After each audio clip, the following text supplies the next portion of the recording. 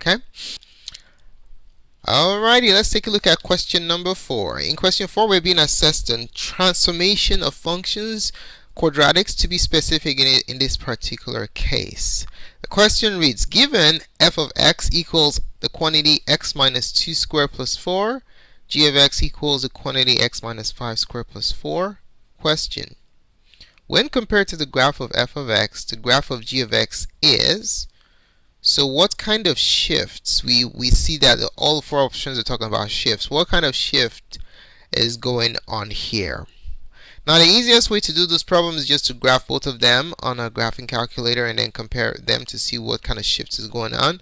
But I'm going to show you how to approach this problem algebraically, and then we will go over the graphical approach in solving this problem. Alright? So in order to do this algebraically, you need to know what the rules are for shifts of functions. Okay, so let's go ahead and do a real quick review on how to shift functions. Alright, so first one, if you have, let's make this a little bit thinner. That's good enough. A function composed with x minus h. Okay. If you have a number that has been subtracted from the x in the parentheses, this, ladies and gentlemen, is a shift. H units. Now this is tricky. Whenever it's grouped with the x, the sign does the opposite. So x minus h means you're going to shift h units to the right. Okay? If you have f of x, now the number is being added to the x in the parentheses. This is going to be a shift. H units where? To the left. Alright, so when a number is grouped with the x, adding or subtracting means a shift to the left or right. Okay? Now, if you have a function and you're adding a number on the outside, bam. In this case, it's going to be a shift, shift vertically. This is going to be a shift k units. Guess what? Up. So the vertical shifts make sense, but the horizontal shifts are kind of backwards, alright? So just keep that in mind. It's a little bit tricky there. So if you have a function minus k, this is going to be a shift k units down.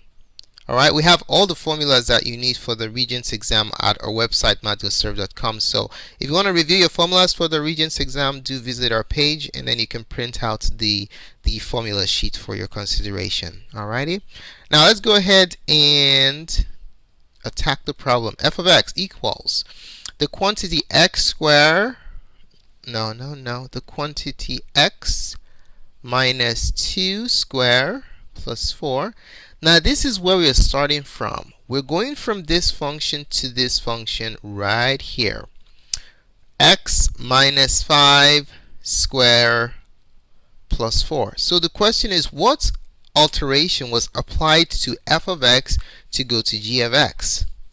Now, if you look at the number on the outside, the k's are the same, plus 4 plus 4. So the difference is not a vertical shift up or down. Okay, but if you take a look on the inside, you notice this is minus 2 and this is minus 5. So how do you go from minus 2 to minus 5? Think about it. If you owe $2, how do you go up to owing $5? Do you save or spend? You spend more, right? So in order to go from minus 2 to minus 5, you minus 3. Okay? So we are minusing 3 from the x. That's what's going on here. Let me illustrate that to you algebraically. This is really nice. So you have g of x equals x minus 2 minus 3. So we are subtracting a number from the x inside the parenthesis, plus 4. So whenever you subtract a number from the inside, you're looking at case 1 or 2. In this case, when it's minus, it's going to be a shift to the right. If it's a plus, it's to the left. So since it's a minus 3, this implies that the graph of g, the graph of g, yes, is shifted 3 units to the right of h. No, of f. Right of f. Okay? So that's basically what's going on here. Alright, so this is the algebraic approach for solving the problem. Now let's show what it looks like graphically. Alright, so we're just going to graph both of them. The first one is quantity x minus 2 square plus 4.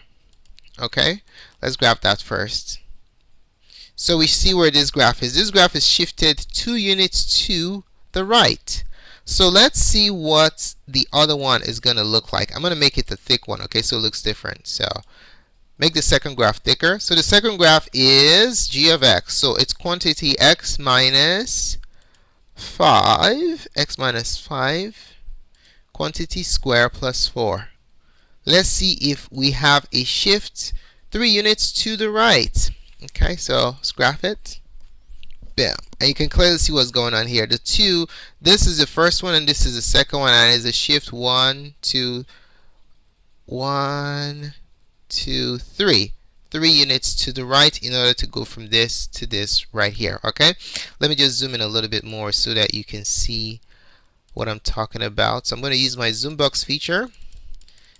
So what we're looking at is we're comparing the vertices. Okay, so if you just focus your attention on the vertices, you can basically determine what kind of transformations are happening on the graphs. Alright, so I just want us to focus our attention on the vertices here. Observe what's going on. So that's the first one, and that's the second one, and you can see the shifts. It's 3 units to the right. Okay. Alright, so I did a snapshot of the graph so you can see exactly what's going on here. So this is the first vertex right here. Okay, this is the start and this is the final. And then what's happening is you go 1, 2, 3. 3 units to the right in order to go from the first one. This one right here is f of x. This one right here. And then the darker one is g of x. So we can clearly see, ladies and gentlemen, that the answer is option number 2. Shifted 3 units to the right. So in this problem, we can see that we could do this problem by hand or with a calculator. So that leads us to the question: if you can do this particular problem with a calculator, does it mean that it is not necessary to know how to do a problem like this algebraically by hand without a calculator? Well, we'd like to know what you think about that question. Just post your response in the comment section below if it is necessary to know how to do transformations by hand without a calculator.